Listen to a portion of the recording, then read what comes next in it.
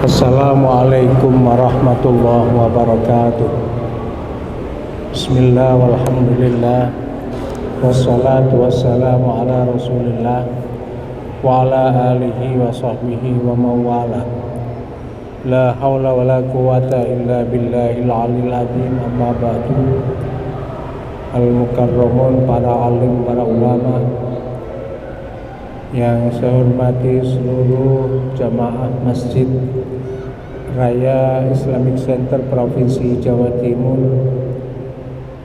para pendengar semuanya yang dimuliakan oleh Allah. Alhamdulillah, pada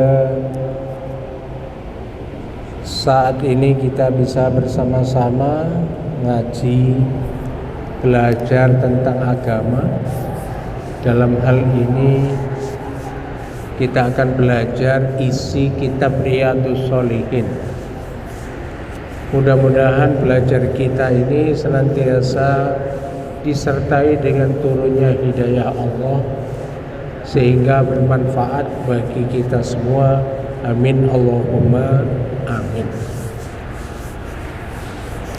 Dulu pada saat kita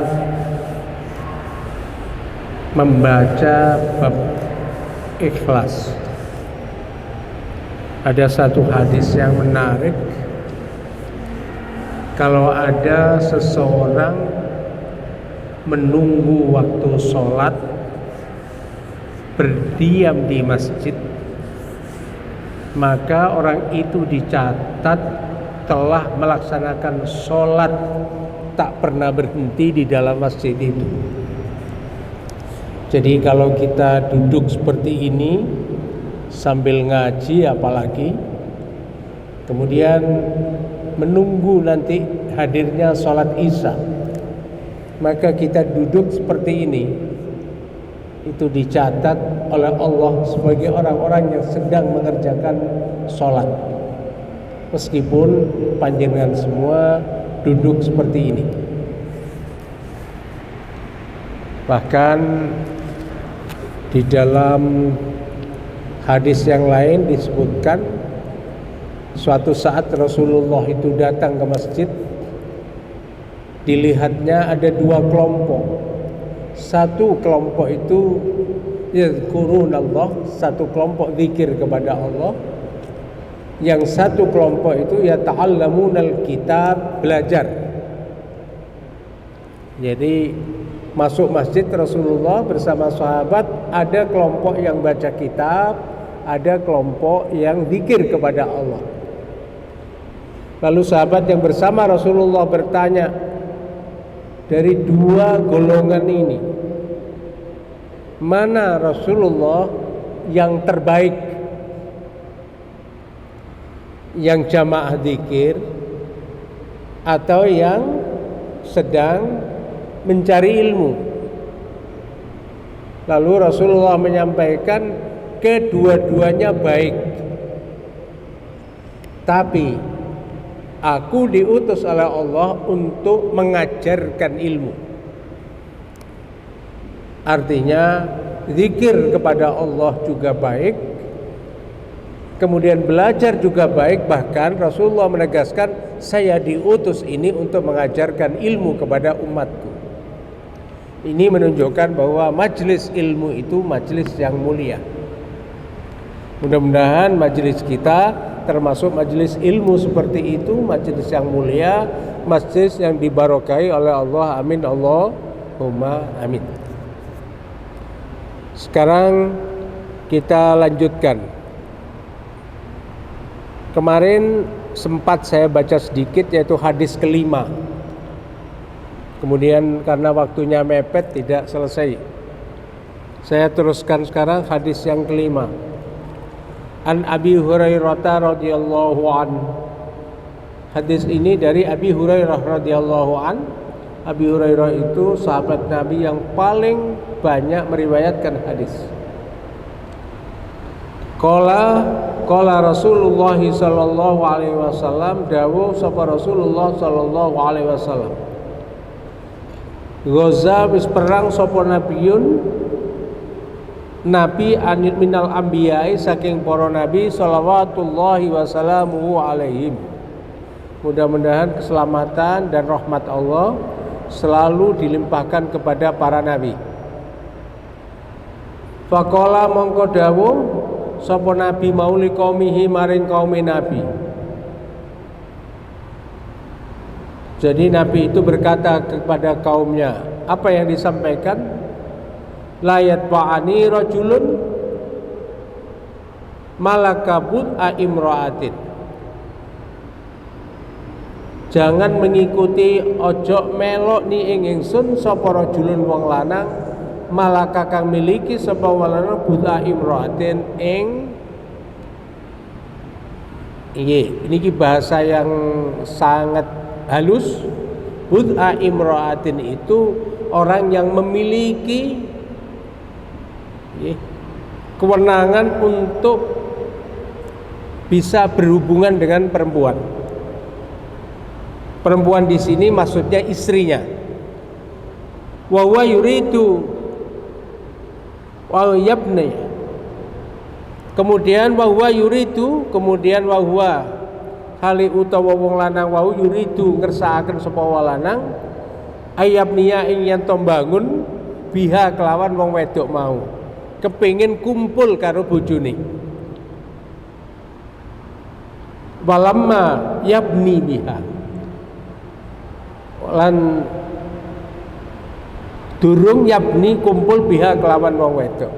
Jadi ceritana seorang nabi itu berkata kaumnya, jangan ikut berperang kepadaku seorang laki-laki yang mempunyai istri baru, yang masih jadi pengantin baru, belum pernah berkumpul, dan kemudian ingin berkumpul dan belum terlaksana. Jadi gampangnya kemanten anyar jangan ikut perang denganku. Itu gampangnya begitu. Kemudian siapa lagi yang tidak boleh? Wala ahadun bana buyutan.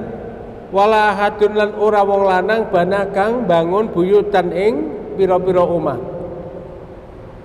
Lam yurfa durung terangkat apa sukufuha atau lanyar fa sukufaha sadurunge ngangkat sukufaha ing atape omah. Yang kedua, jangan ikut berperang kepadaku seorang laki-laki yang membangun rumah tapi atapnya belum terpasang. Jangan ikut perang orang-orang seperti itu.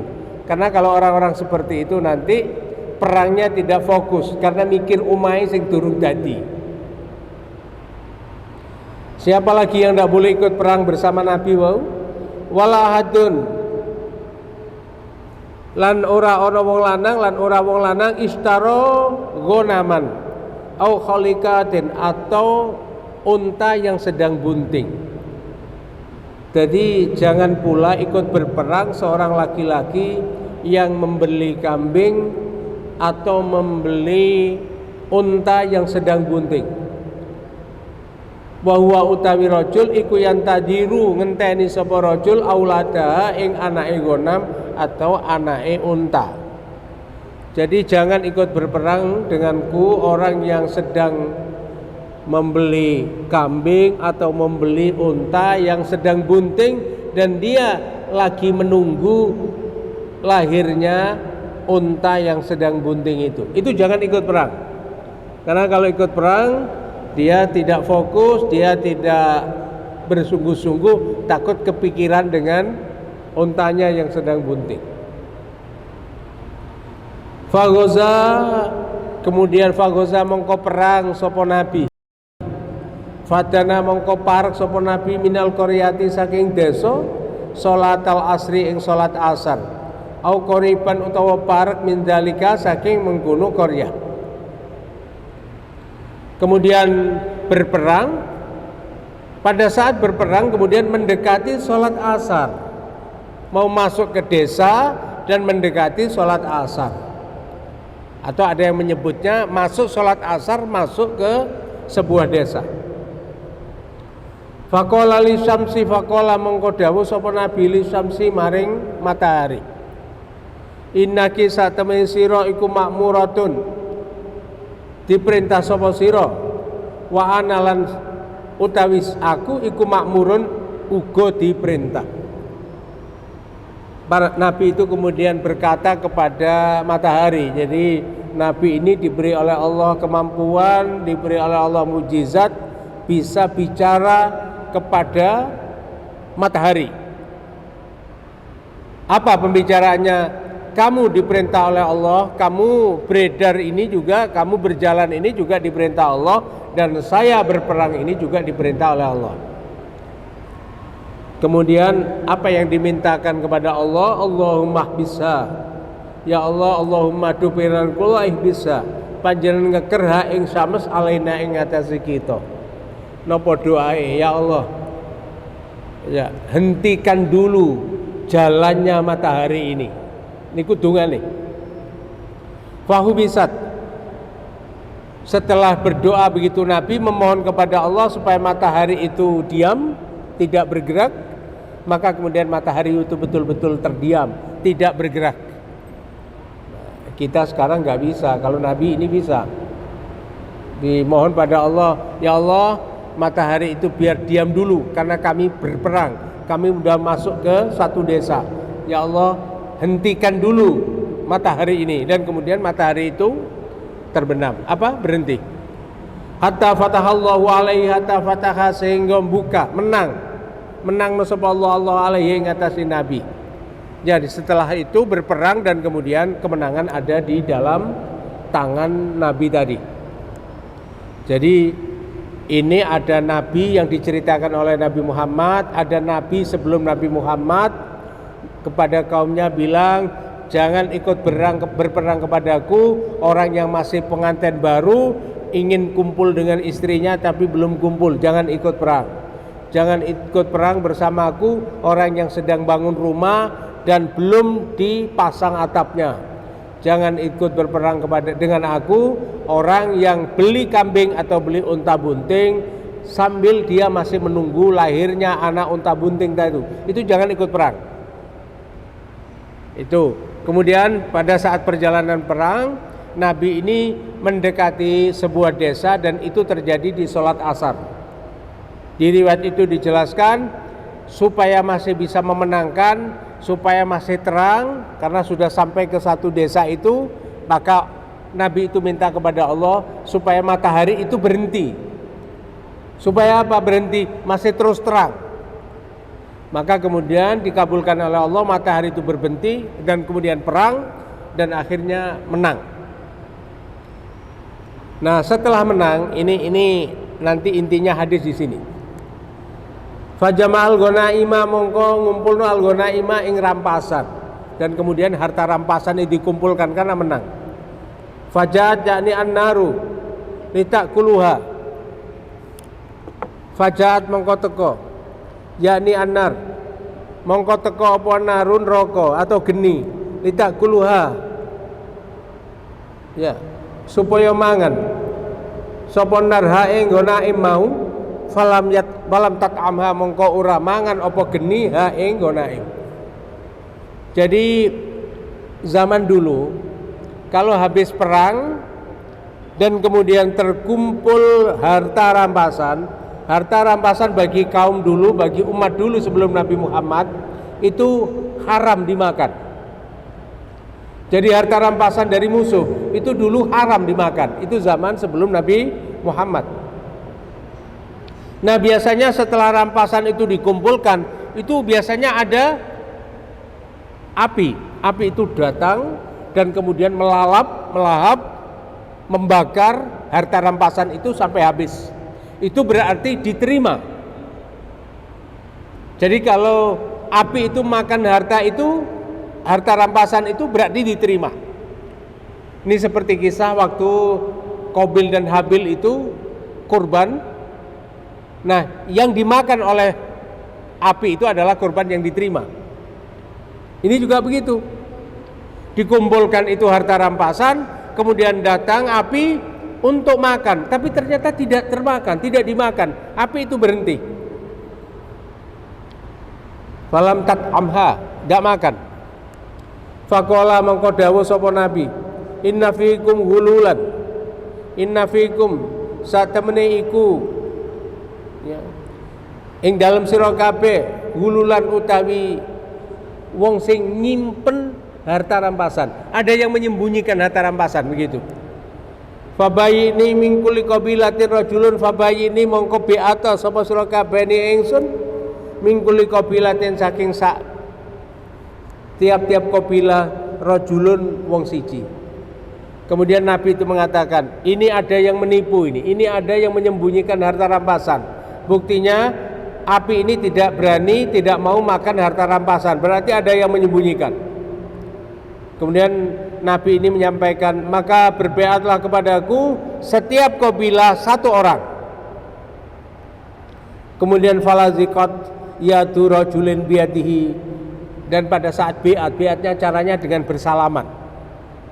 Setelah bersalaman, ternyata tangan kabilah yang menyembunyikan harta rampasan itu lengket dengan tangannya Nabi.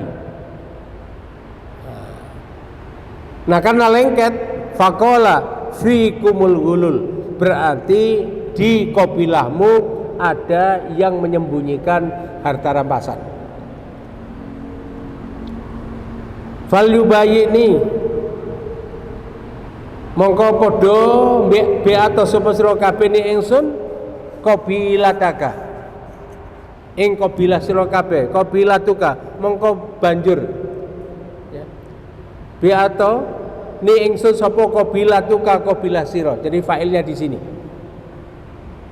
Terus disampaikan sekarang semua kabilah, tidak hanya satu kabilah, semua. Jadi kalau di situ ada 8, ada 7, ada 9, semua kabilah itu dengan saya. Caranya bersalaman.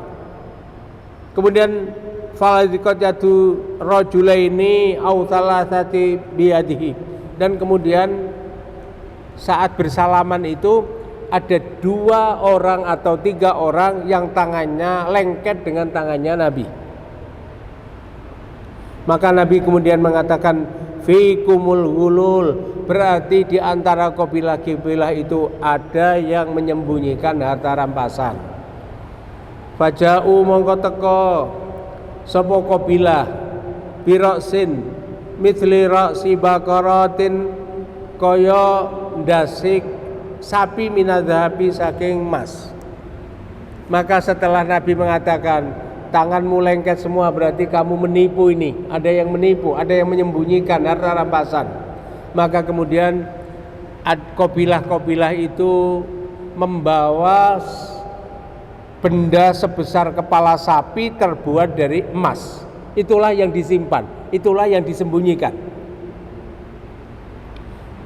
Fawado'aha faja'atin naru, fawado'aha kemudian seperti kepala sapi dan terbuat dari emas itu diletakkan. Faja'atin naru mongko teko apa naru api.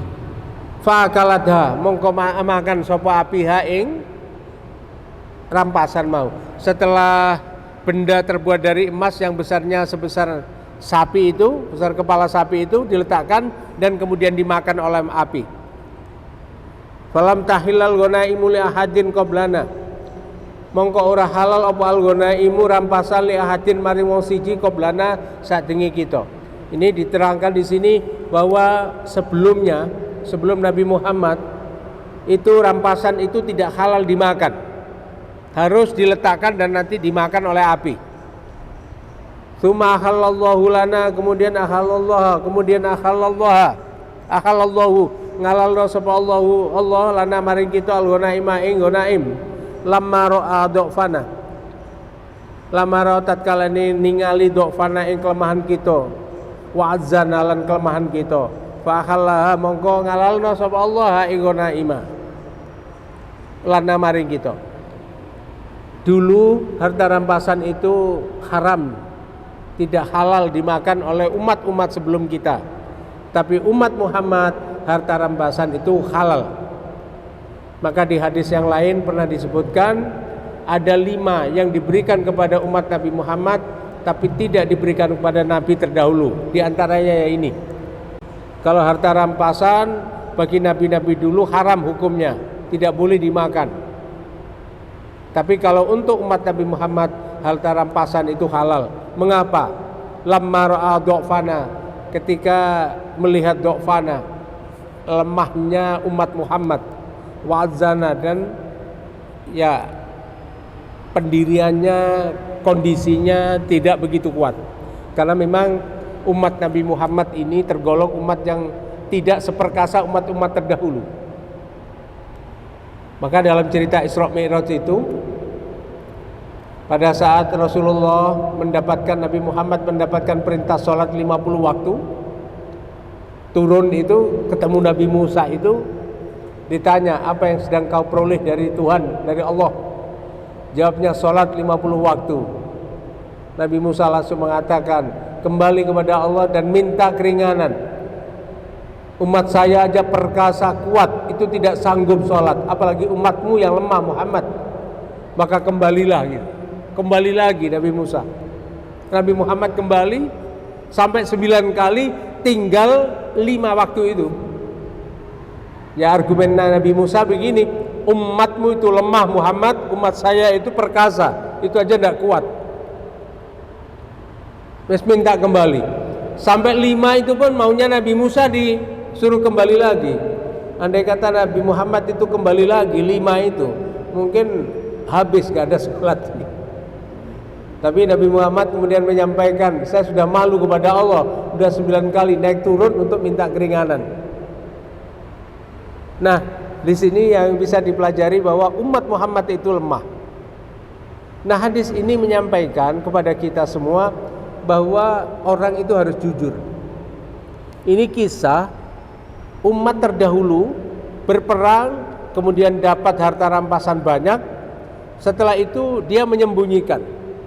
Karena ada kabilah yang menyembunyikan harta rampasan, maka api yang biasanya memakan harta rampasan sebagai bentuk bahwa harta rampasan itu diterima oleh Allah, maka api tidak mau memakannya. Sampai kemudian mereka dibeat dengan cara bersalaman, dan diketahui setelah bersalaman mereka lengket dengan tangannya Nabi, berarti kabilah itu ada yang menyembunyikan. Terbukti saat itu ada yang kemudian menghadirkan bentuk kepala sapi dari emas, dan itulah yang disembunyikan. Setelah diletakkan jujur, maka api itu kemudian makan benda itu, harta rampasan itu. Ini berarti harta rampasan itu diterima, berarti dikabulkan oleh Allah. Intinya adalah zaman sebelum Nabi Muhammad pun perintah untuk jujur, perintah untuk benar itu sudah ada. Jadi perintah Allah kepada seluruh umat manusia, mulai Nabi Adam sampai sekarang, adalah perintah jujur, perintah benar. Maka pernah terjadi antara Qabil dan Habil itu, maka yang diterima adalah putra Nabiullah Adam yang benar, yang jujur. Sementara Qabil yang tidak jujur, yang tidak benar, tidak diterima oleh Allah. Nah, ini menyadarkan ke kita semua bahwa kita ini harus jujur, harus benar. Sekarang ini ada pepatah, orang jujur itu hajur, orang jujur itu malah merugi.